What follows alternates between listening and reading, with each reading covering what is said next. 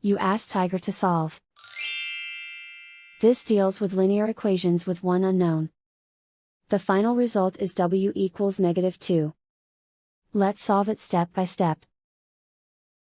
Group all constants on the right side of the equation. Add 4 to both sides. Group like terms. Simplify the arithmetic.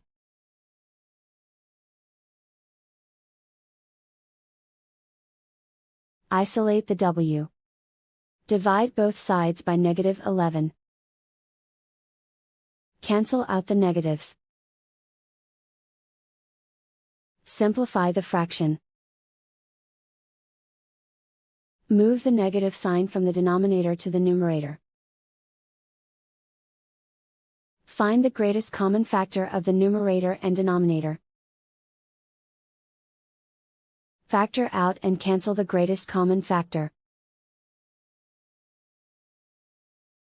And so the final result is w equals -2.